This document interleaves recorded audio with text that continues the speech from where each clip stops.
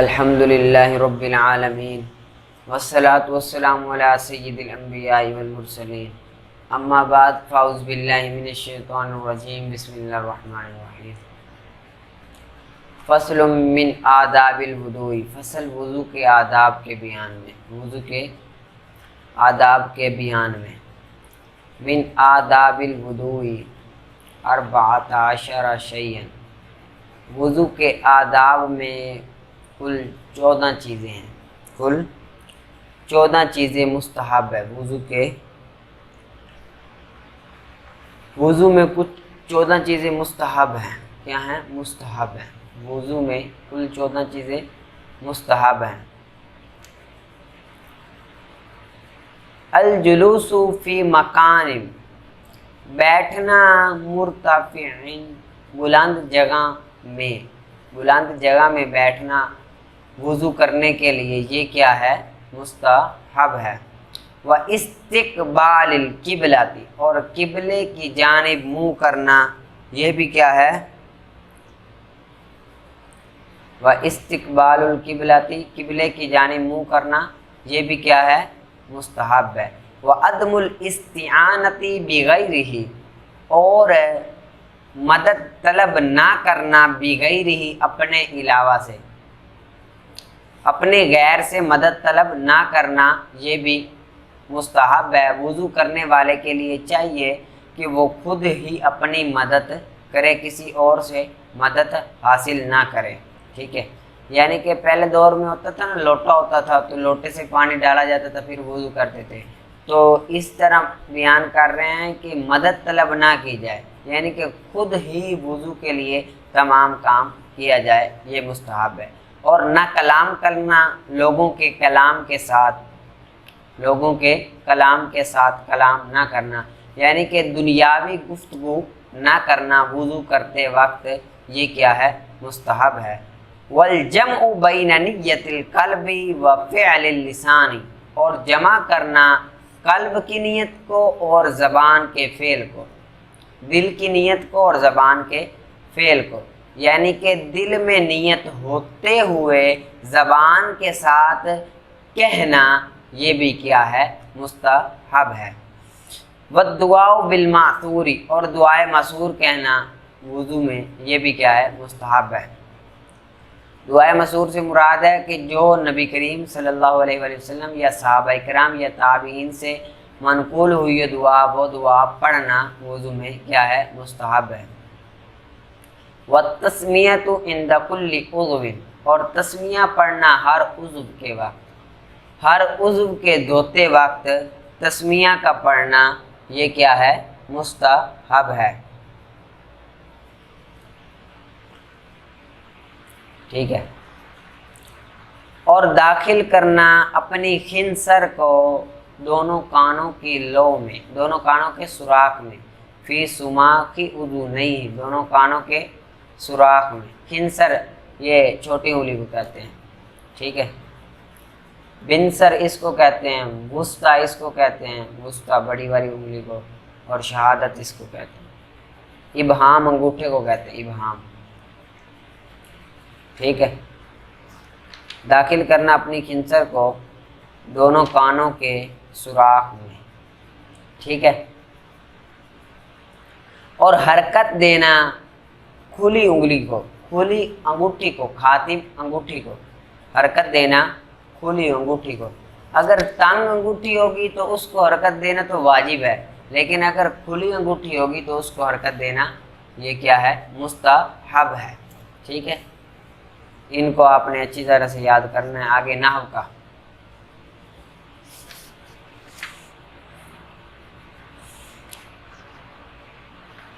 اسم میں حروف، عمل کرنے والے حروف کی پانچویں قسم، حروف ندا، حروف ندا، جس حرف سے کسی کو پکارا جائے اسے حرف ندا کہتے ہیں، جس حرف سے کسی کو پکارا جائے اسے حرف ندا کہتے ہیں، اور جسے پکارا جائے اسے منادا کہتے ہیں۔ جس حرف سے کسی کو پکارا جائے اسے حرف ندا، اور جسے پکارا جائے اسے منادا کہتے ہیں۔ یہ 5 حروف ہیں، یہ 5 حروف ہیں، یا، ایا، حیا، ای، حمزہ مفتوحہ، حمزہ مفتوحہ، یا، ایا، حیا، ای، حمزہ مفتوحہ، ای آگے ہے، اور ای اور حمزہ مفتوحہ منادہ قریب کے لیے، ای اور حمزہ مفتوحہ منادہ قریب کے لیے، اور ایا اور حیا منادہ بعید کے لیے، اور ایا اور حیا منادہ بعید کے لیے، اور یا یہ منادہ قریب اور بعید دونوں کے لیے استعمال ہوتا ہے، اور یا منادہ قریب اور بعید دونوں کے لیے استعمال ہوتا ہے۔ اگر منادہ مضاف یا مشابہ مضاف ہو، اگر منادہ مضاف یا مشابہ مضاف ہو، یا نکرہ غیر معین ہو، یا نکرہ غیر معین ہو تو منصوب پڑھیں گے، تو منصوب پڑھیں گے۔ اگر منادہ مضاف یا مشابہ مضاف ہو یا نکرہ غیر معین ہو تو منصوب پڑھیں گے۔ مضاف جیسے یا رسول اللہ، مضاف جیسے یا رسول اللہ۔ مشابہ مضاف جیسے یا طالعا جبلا، یا طالعا جبلا، مشابہ مضاف جیسے یا طالعا جبلا۔ نکرہ غیر معین، نکرہ غیر معین جیسے لا رجلا خذ بیدی، یا رجلا خذ بیدی، یا رجلا خذ بیدی۔ اگر منادہ مفرد معرفہ ہو تو، اگر منادہ مفرد معرفہ ہو تو، اگر منادہ مفرد یا معرفہ ہو تو دمہ الف یا واو پر مبنی ہوگا، تو دمہ الف اور واو پر مبنی ہوگا۔ اگر منادہ مفرد یا معرفہ ہو تو دمہ الف اور واو پر مبنی ہوگا، جیسے یا زید، جیسے یا زید، یا رجال، یا رجال، یا رجلانی، یا رجلانی، یا مسلمون، یا مسلمون، یا موسیٰ، یا موسیٰ، یا قاضی، یا قاضی۔ فعل میں عمل کرنے والے حروف کی 2 قسمیں، فعل میں عمل کرنے والے حروف کی 2 قسمیں، حروف نواصب اور حروف جوازم، حروف نواصب اور حروف جوازم۔ حروف نواصب یہ حروف، یہ 4 حروف ہیں، حروف نواصب یہ 4 حروف ہیں، ان، لن، کئی، اذن، ان، لن، کئی، اذن۔ یہ فعل مضارع میں داخل ہو کر، یہ فعل مضارع میں داخل ہو کر اس کے آخر کو نصب دیتے ہیں، اس کے آخر کو نصب دیتے ہیں، اور 7 صیغوں سے نون اعرابی کو گرا دیتے ہیں، اور 7 صیغوں سے نون اعرابی کو، یہ فعل مضارع میں داخل ہو کر اس کے آخر کو نصب دیتے ہیں، حرف علت ہو تو اسے نہیں گراتے، اور 7 صیغوں کے آخر میں نون اعرابی کو گرا دیتے ہیں۔ ان جیسے ارید ان تقوم، ان جیسے ارید ان تقوم، ان فعل کے ساتھ مل کر مصدر کے معنی میں ہوتا ہے، ان فعل کے ساتھ مل کر مصدر کے معنی میں ہوتا ہے، ان فعل کے ساتھ مل کر مصدر کے معنی میں ہوتا ہے، یعنی اریدو قیامک، اریدو قیامک، اریدو قیامک، اس لیے اس کو ان مصدریہ بھی کہتے ہیں، اس لیے اس کو ان مصدریہ بھی کہتے ہیں، اس لیے اس کو ان مصدریہ بھی کہتے ہیں۔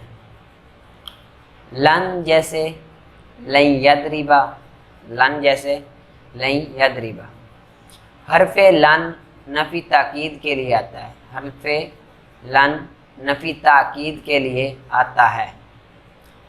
کئی جیسے، کئی جیسے اسلمت کئی ادخل الجنت، اسلمت کئی ادخل الجنت، اسلمت کئی ادخل الجنت۔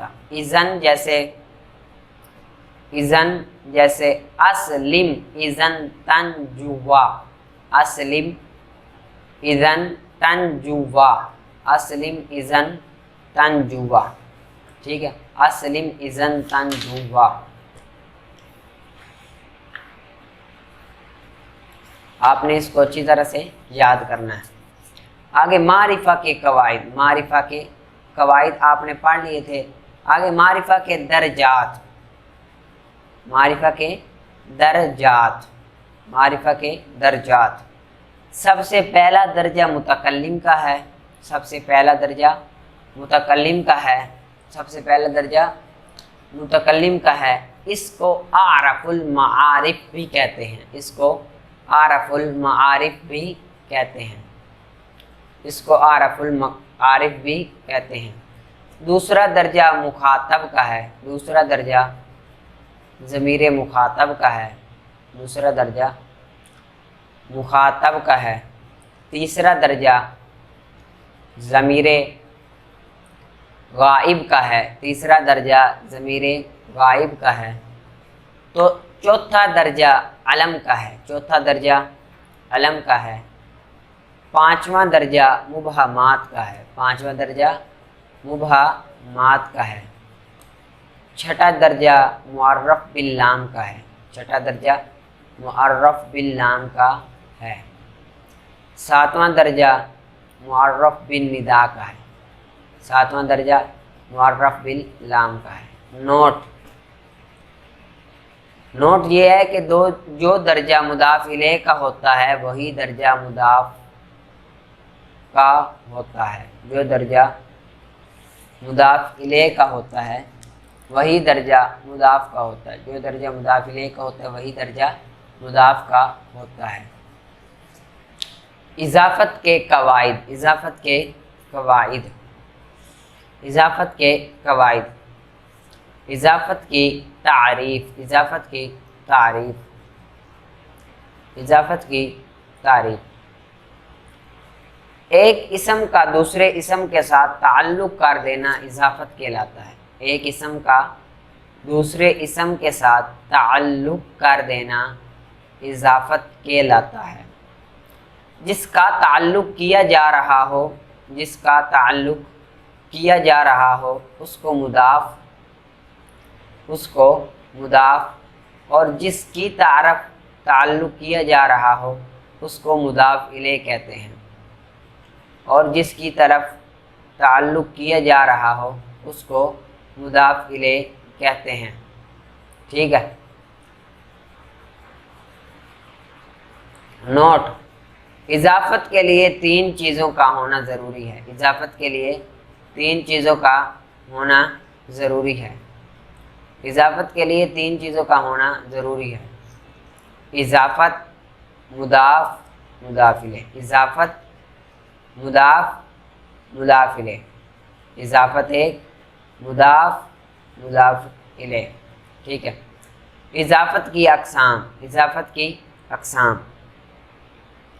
اضافت کی دو قسمیں، اضافت کی دو قسمیں، اضافت لفظیہ یا اضافت مجازیہ، اضافت لفظیہ یا اضافت مجازیہ۔